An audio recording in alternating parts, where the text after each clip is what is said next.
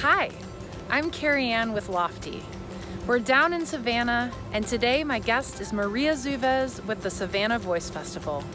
We'll be talking about how to pivot your business and what you can learn from your audience to continue to grow. Okay, well, thank you for being here with me today, Maria. Thank you for having me. Yeah, this is exciting. We're down in Savannah, so we're enjoying the heat and the fun and all of everything that happens when you are running a festival. That's right. The low country boil and the boiling sopranos. Oh, that's a good way to put it. All works together. Yes. So I always like to start by just sort of sharing a little bit about how I got to know my guest. So you were probably one of the very first female business owners that I ever worked with, that mentored me.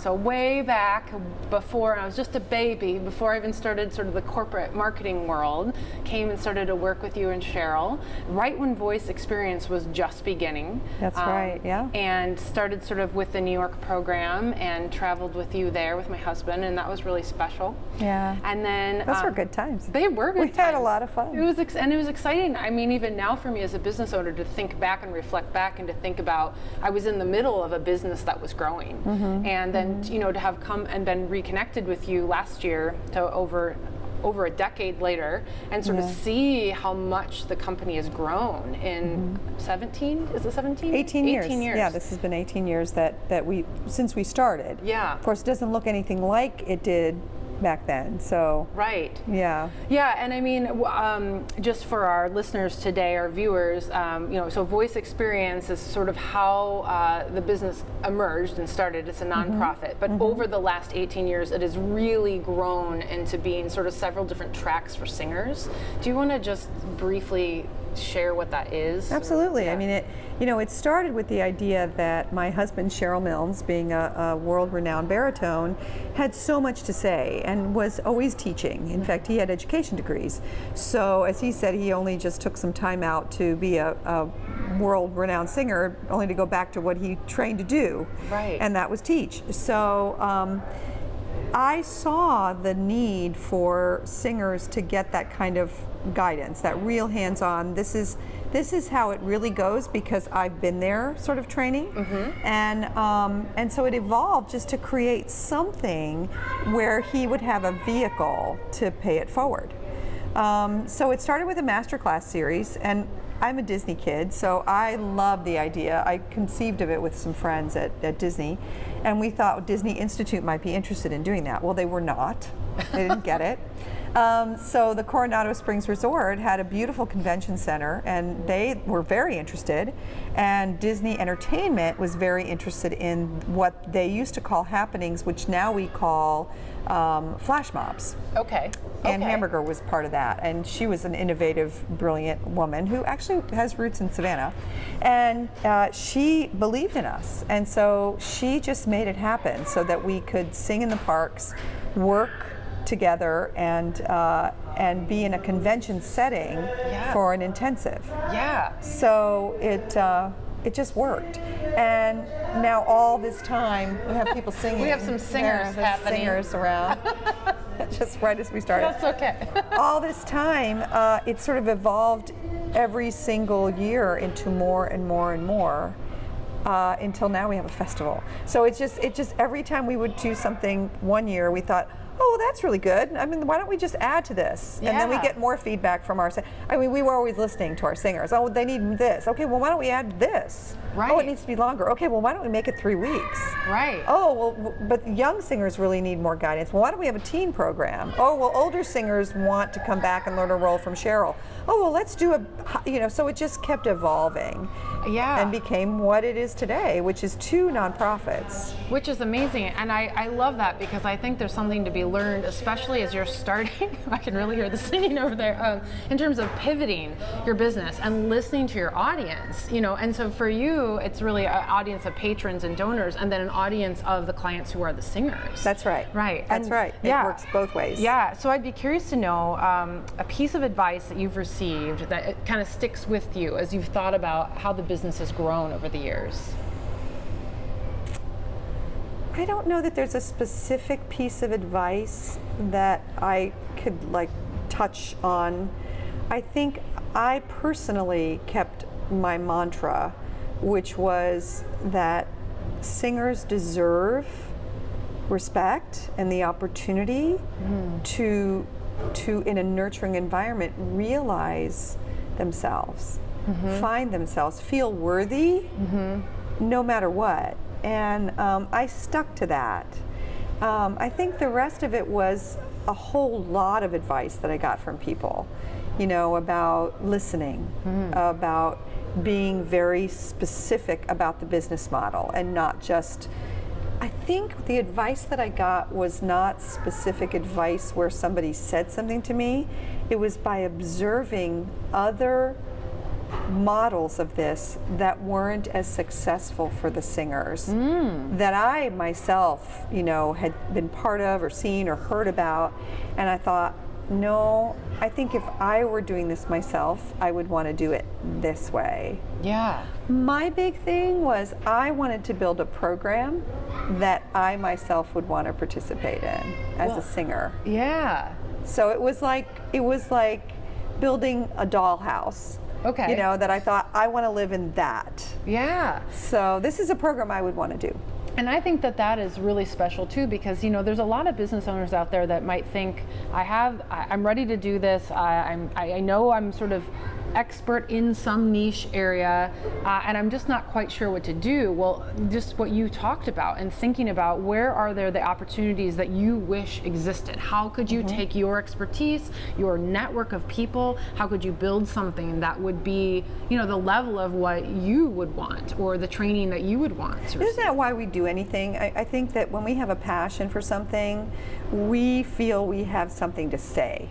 Right. And I had something to say with this. I mean, I still sing, I always sing, I'll never stop singing because I just love it. And I don't care if it's just for myself in a mirror or if it would be for a crowd of people. So it's always about something that I need to say. I need to say to an audience, this is why opera is relevant, or this is why the voice is important. I need to say to singers, this is why you should keep trying, or this is why you should move in another direction, or this is why it's okay to be conflicted. Like a chef or anyone that's involved in creation, you want to say it and you make it happen. So I believe in strategic planning. I believe in being very clear about what your expectations are. I fear what I can't see around the corner, so I'm always looking to see what the possibilities are that I may have missed, so that I don't, at least I'm prepared. And I believe in people and assembling the right people, because I think when you assemble the right people and you put them all together and then you allow them to do what they do beautifully, magic happens. Yeah. So I think every business model that has been successful sort of shares that philosophy. So yeah. And I never read a book on it, and I never had an MBA, and I considered it, but I never really went into business. I was the president of Future Business Leaders of America in high school. Ooh. But it never went anywhere. Foreshadowing. I guess. You know, but I never really thought, oh, I'm a businesswoman. But I always loved the concept. When I was little, I played office in my bedroom. My dad brought home a bunch of office supplies from his Continental Can Company. And like punch, what do you call it? The rubber stamp and papers and clips and a old stapler, and I would play office. That's great. I thought it was fun. And then I would go and sing Streisand. So I guess I always had that dichotomy. You're still doing it. Well, I'm still doing it. So as we're kind of talking about what you've learned over the years, what have you learned about your audience? Anything specific that surprised you? Which audience, though? Because there are two. That's true, yeah. Yeah, actually there's three, because you have the audience that is your constituents, the ones that are driving it forward with you. Your team, your faculty, your producers, your artistic group. Then you have your participants, which are that's your client, in a way. And then you have your patrons. Right. You have your audience that is watching the process and engaged in the process. So yeah, I think all three.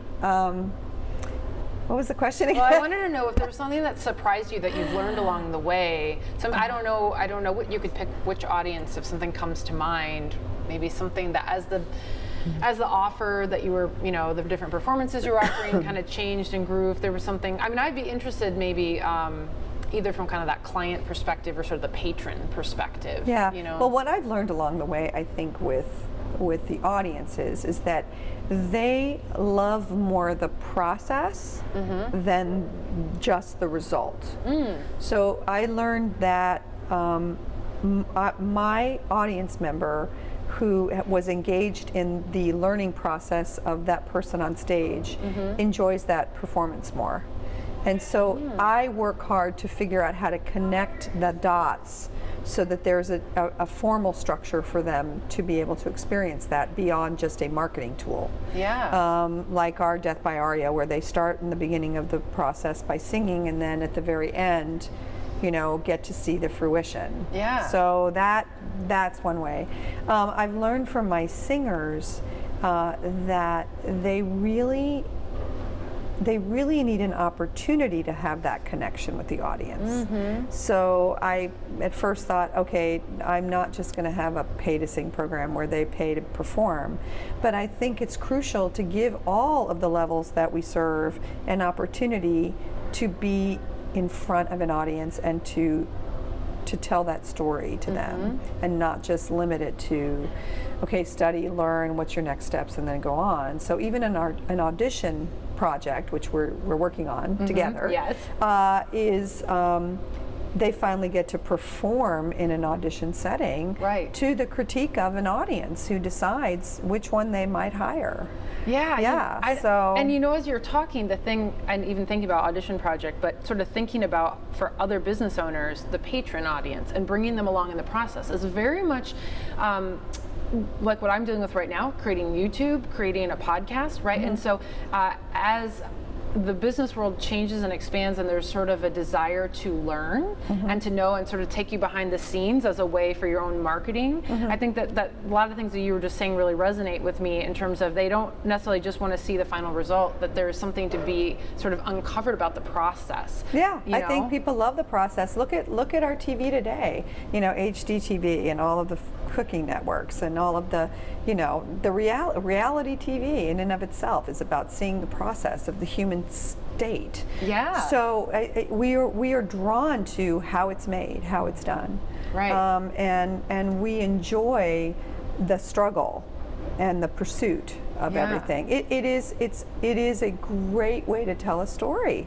Yeah. You know, just fabulous. Well, and that actually makes me think about something that we didn't talk about beforehand, but I'd love your opinion on, which is, as we think about storytelling, I mean, so much of what I help clients with, right, is branding and marketing, which is at the end of the day storytelling. And you have this very unique perspective because you've spent your entire career not only storytelling yourself, but helping others be better storytellers. And so, you know, I wonder if there's anything that, I mean, we're talking about storytelling on the stage, but is there anything that comes to mind that you think, you know, this is just sort of a basic about good storytelling that anybody, whether they're doing something in a YouTube video or they're trying to talk about their marketing, just as a storyteller, these are sort of, you know, it could even be like a performance insight about storytelling. I think, like anything in performing that we talk about with singers, is storytelling isn't one story that you have to tell, no matter what your audience is sending you in terms of messages. You have to feel the, you know how they say acting isn't acting, it's reacting. So if I speak to you, I'm going to speak back to you in a different way. So an audience speaks to you, okay?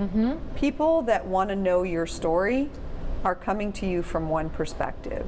So for instance, when you're teaching someone, you're teaching that person. You don't just give the same information to that person that you would to the person before them, because they're different. And when you're telling a story to a potential donor, to an audience, you have to learn intuitively to adjust your story to the information you're receiving from the person that's listening. It's not the same in any moment. And I think people make that mistake. They tell their brand, they tell their story, the same way every time. And while you have to have a core foundation, Right. you have to understand what perspective you want that person to see Yeah. in the foundation based on who they are. Right. Yeah. They may not understand how solid the ground is, but they may get that the walls could be a beautiful blue Right. if it's right on this side. So it's really about the audience. I love that. That's great. Yeah.